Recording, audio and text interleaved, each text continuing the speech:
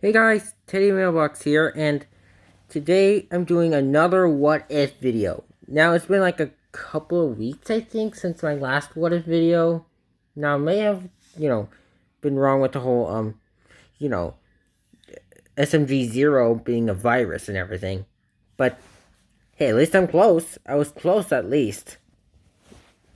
But it turns out that, you know what, this isn't an SMG4 What If video. It's something completely different. Now, as you guys probably, well, if you guys didn't know, I'm a big My Life as a Teenage Robot fan. Well, you guys probably didn't know that, but yeah. Anyway, My Life as a Teenage Robot was one of the top three most, I think, you know what, just one of the most a popular TV show back in the day, like in the late 2000s, I think.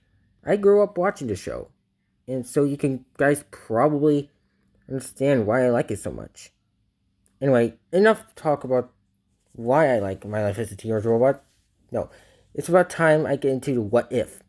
Now, you guys have probably heard of XJ10, not as in the YouTuber, no, but as the actual XJ10 unit in My Life as a Teenage Robot. Now, XJ10 was originally going to be in the show, I believe. I mean, there has been a bunch of teasers, like in Sibling Sledgehammer and in the Christmas special. I think in the Christmas special. I mean, there was a whole diagram and everything. Yeah. So anyway, I'm going to be doing a what if video if Nora Wakeman actually made XJ10. Excuse me. Anyway, let's get on with it. Okay, guys, so it took me at least a minute or so to think about this. So it would take place. Actually, the theory will take place around one or two episodes after the Christmas special. So anyway, after basically Nora was already like halfway finished with XJ10. So basically, she wanted to already finish XJ10, but instead of it being a XJ10 being a girl, it's actually a boy. So basically, XJ10 is going to be a teenager, just like Jenny.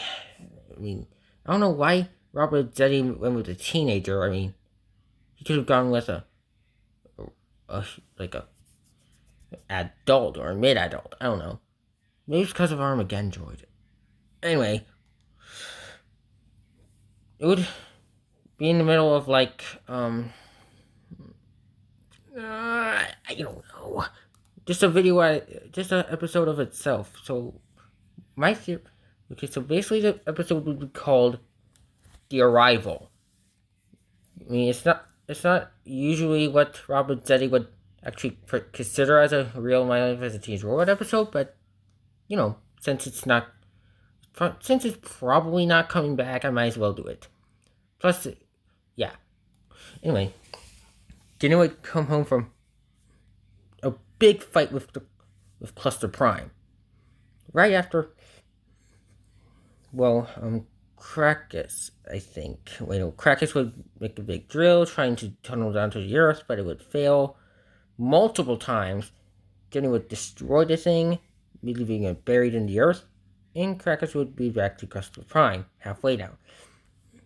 So anyway, Jenny would fly home, and Nora would say something like her service is not required anymore, and Jenny would be questioning why she's saying this, and she said she would say probably something like that. Probably something like this: you have a little brother now. His name is XJ10, and he's gonna be your replacement. And Jenny would probably think it's a joke, but Nora has one of those serious faces that all mothers do, and she knows it's not a joke. And anyway, okay, why do I keep on saying anyway, man? Alright, so anyway, Nora would say this isn't a joke, XJ9. Then Jenny would obviously say her name is Jenny, but yeah. And before she decides to go along with this, she wanted to, fight XJ10, see what he's made out of. And basically, they would have a one-on-one battle. And basically, well, XJ10 would actually have the upper hand since, he has way more gadgets and inventions and whatnot. Plus, he has a thing called full power. If you guys haven't heard of Dragon Ball Z, it's kind of like the Kaioken, but without the risks. So yeah, his eyes would go red, and Jenny would be taken down. Like, there would be a hole in the middle of there would be a big crater. So yeah. Yeah. Anyway, big crater. Actually, what Tim would say something like, "You did a good job, but I'm vastly superior." And then XJ9 would give up, but then a twist would happen. XJ10 would give her his hand, and say, "Congratulations, you actually stood up against me, and you're not dead." It was obviously a joke, and basically, Nora wanted to shut her down, and XJ10 said, "No, I don't want to take her place. She is way more than capable of doing stuff like this." And yeah, Nora would be kind of puzzled, kind of angry and humiliated, but she would accept the fact that it was his decision, and yeah. And Jenny didn't know his name, so XJ10 came up with a random name. So he named himself James, because, Jenny, James, both start with a J. There's something stuck in my throat, guys. Anyway, the series would kind of play out the same, except for one big difference. Chaos Jenny would be inside of My Life as Changed Robot universe. Even though Ice Wolf dropped the whole thing altogether. So yeah, I do not own My Life as Changed Robot or any of that kind of artwork, but yeah. So yeah, the only times where, XJ10 would come back is in dire situations. He would be probably on the moon, probably, spending his life there, probably upgrading himself with some of the moon material. We don't know anything about the moon right now. Well, actually, we know that it's not made out of cheese. So, yeah. Man, I'm just so uneasy about this. Anyway, guys, yeah. So basically, Jenny will get beaten up by her chaotic counterpart. But then, out of nowhere, XJ10 will get a drop kick right out of her.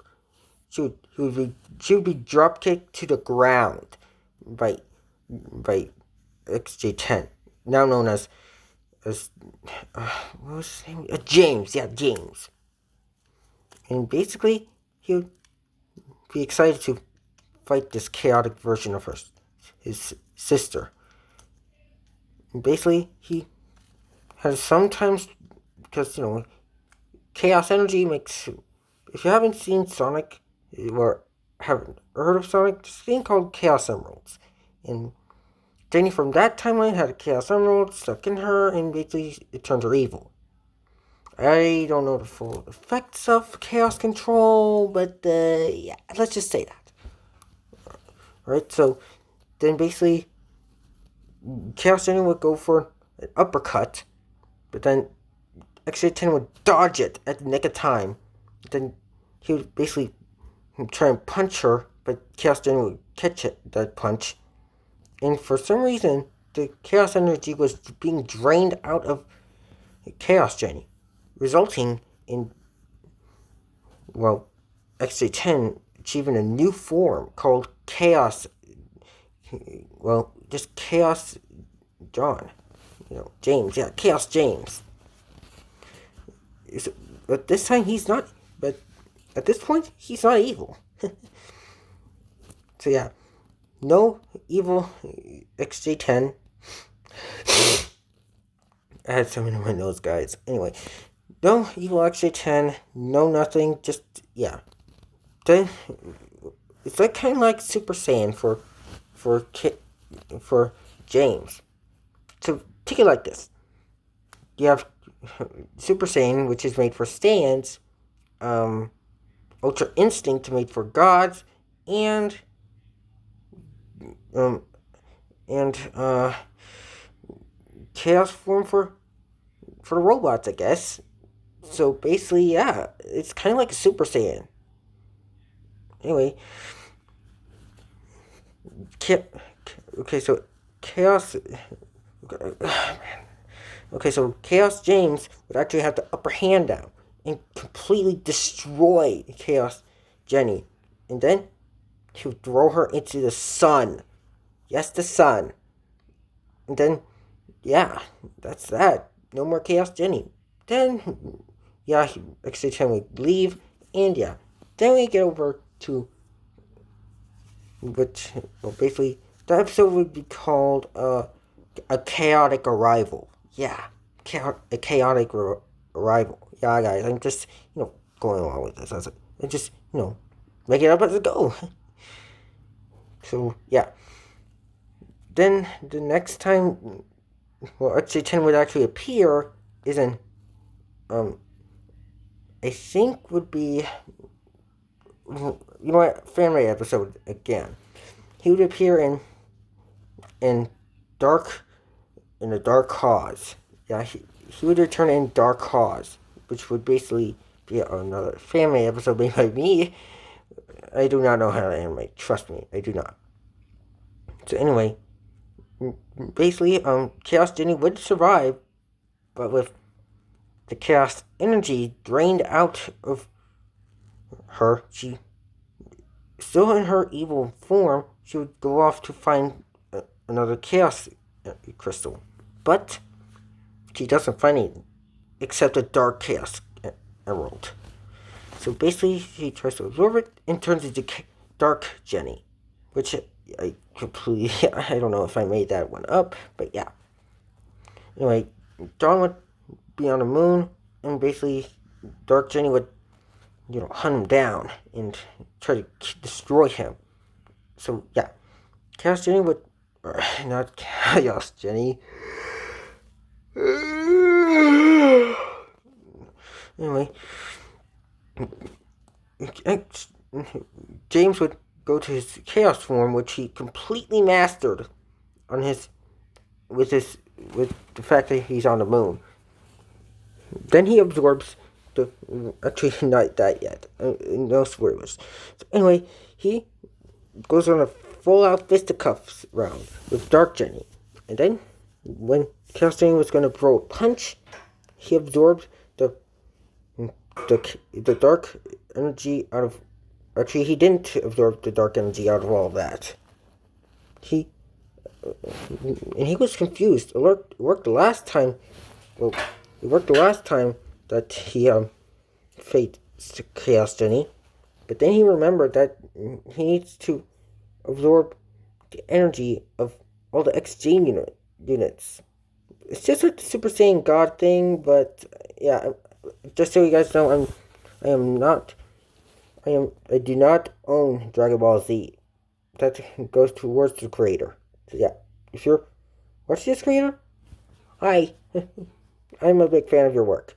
Anyway, this isn't a Dragon Ball video. Anyway, basically, well, yeah. James would head over to the house and tell Jenny, we have a problem. So, yeah. Okay, so I'm back now. Okay, so James would tell all the XC units to put their combat data into him. So he took out all of their USBs, which is very dangerous for XJ10 because it would probably because of all the data, his mind might actually literally explode. But he actually miraculously survives and earns the dark form. which is kind of like Super Saiyan God, but a little bit for robots. And then basically XJ10 would destroy Dark Jenny, sending her not to this through this. He would send her through the sun, but instead he throws her into a black hole. A black hole, guys. That I made up with that myself. Anyway, yeah. With Dark Jenny gone, he returns to the moon, and then he discovers he can mix his chaos form with the dark form, making chaotic dark form, which is actually a robotic version of Super Saiyan Blue. Man, this is like directly referencing Dragon Ball. Anyway, then we move over from that fan-made episode to an actual episode. You guys probably know it. I know it. It's Escape from Cluster Prime. Everything would act normally, but with one minor detail. XJ10 actually hears about Jenny going missing. In this time, he actually has a sibling detector, kind of like a tracking beacon a little bit.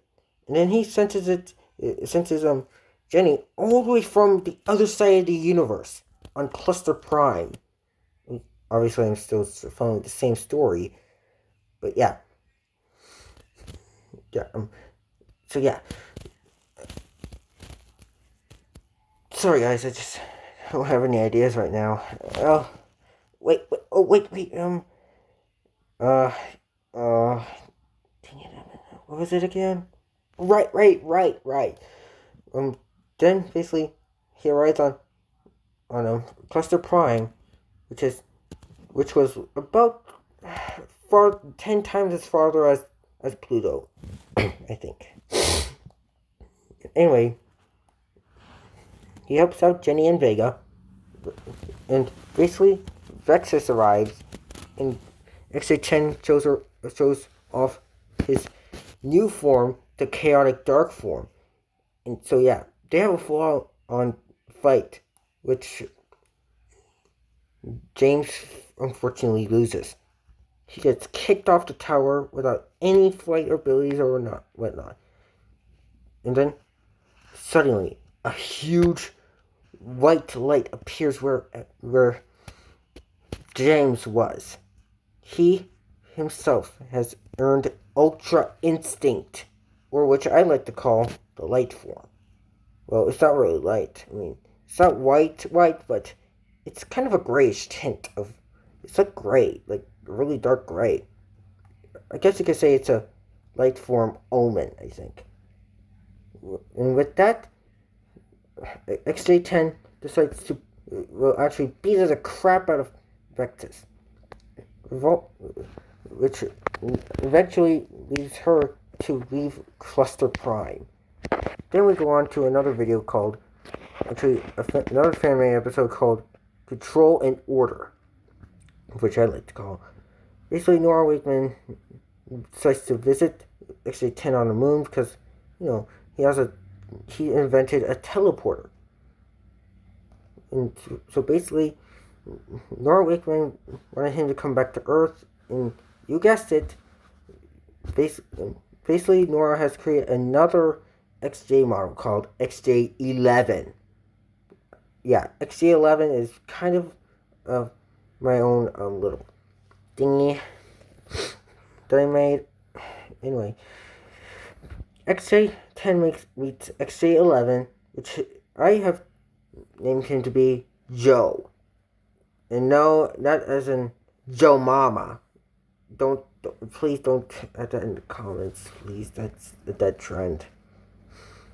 Anyway, Joe meets XJ10. Basically, they have a little duke out to see who is the strongest. And XJ11 prevails to be the strongest. And basically, the same. Anyway, XJ10 gets the Omen again, but it's way more lighter, like an actual gray. Last time it was dark gray. This time it's a good shade of gray, like what I'm wearing. It's kind of more of a silverish tint, but yeah. Anyway, XJ10 tries to beat the crap out of him, but with Nora seeing the thing happen with XJ10 on Cluster Prime, XJ11 knows exactly what to do with the assistant and aim for the off switch at his neck. Right here, I think. Yeah. But it's just a little. It's not like the off button on that creepy bug guy's back on that one episode. I forgot what it was, but it's like the third or fourth episode, I think, of season 1. You guys can correct me later. Yeah. Anyway, XC10 actually has like a little switch. He has a switch underneath a panel, which would be kind of harder to get. But the XJ11 prevails since he has more speed and precision. And basically, XJ10 turns off, sadly. Then he basically awakens early. Well, he awakens to Nora saying, "Please help." And basically, XJ10 will persist. Well, actually, wanted her to learn a lesson, but to not go by her, to not be such a mom, I guess, all the time. Once he learned that XJ11 went haywire because of Vexus mind controlling him from the garbage planet. Yes, she's still on the garbage planet. I think that's what it's called, but yeah. XJ11 gets a redesign, kind of looking like Vexus herself, but it's just a paint job. Recently, XJ10 got a boost of power as well, since, Vexus is controlling him. So basically, XJ10 goes to his second omen. Second light form omen. That's why I'm dubbing it. So basically, he tries to beat the crap out of him, of XJ11, but he actually loses. But then he gives a big scream out because he just had the thought that he would never see his sister again, and then he actually achieved the mastered version of light form. He completely with one big wave of light energy. He actually destroys all of XJ11, none to be traced away. Nothing left. And basically, a signal goes out on Rexus's end. And yeah, guys, that's all I have, I guess. Yeah, that's all I have. Unfortunately, that's supposed to be left off on a cliffhanger since, and basically, I don't own Manifest Teenage Robot. Robert and Zeddy does. So yeah, if you like this video, like and subscribe down below. So yeah, bye guys. Like and subscribe.